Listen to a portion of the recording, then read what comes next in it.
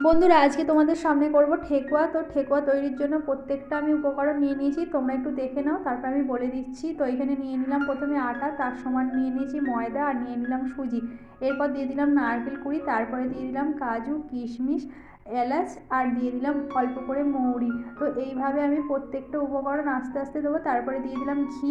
তো ঘিটা দেওয়ার পর এবার আমি ভালো করে আটা ময়দা সুজি কাজু কিশমিশ ঘি একসঙ্গে মাখিয়ে নেবো। আর দেখো, মাখাতে মাখাতে হাতটা এরমভাবে একটু করে টিপে দেখতে হবে যে ঠিকঠাক ময়ানটা হয়েছে নাকি, মানে এরকম যখন দেখবে যে হাতের মধ্যে ঠিকঠাক হচ্ছে তখনই বুঝবে হ্যাঁ ঠিকঠাক হয়ে গেছে। তারপর আমি জল দিয়ে ভালো করে ময়ানটা মেখে নিলাম। আর দেখো, ডোটা ভালো করে নিয়েছি, আর আঙুলের মাধ্যমে দেখলাম বেশ স্পঞ্জের মতন ওপর দিকে উঠে আসছে। আর এবার আমি এর থেকে লেচি কেটে কেটে এবার শেপ করে নেবো। এবার আমি একটা এখানে কাঁটা চামচ নিয়ে নিয়েছি, বিভিন্ন ডিজাইনের করছি। তো তোমরা যেমন পারবে তেমন ডিজাইন করবে। আমি যেমন পাচ্ছি তেমন কাঁটা চামচ দিয়ে ডিজাইন করছি, বিভিন্ন ধরনের ডিজাইন করেছি, তোমরা যেমন ডিজাইন পারো সেরকম ডিজাইন করবে। তো দেখো, আমি এইভাবে ডিজাইনগুলো করে নিচ্ছি। আর দেখো, প্রত্যেকটা ডিজাইন একটু আলাদা আলাদা করে করেছি। আর আমার প্রত্যেকটা ঠেকুয়া বানানো এখানে তৈরি হয়ে গেছে। এবার আমি কড়ার মধ্যে এগুলোকে ভেজে নেবো।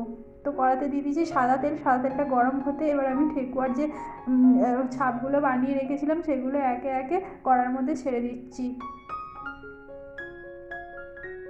তো প্রত্যেকটা আমার ঠেকুয়া লাল লাল করে ভাজা হয়ে গেছে, কিন্তু এগুলো লাল লাল করে ভালো করে ভাজতে হবে।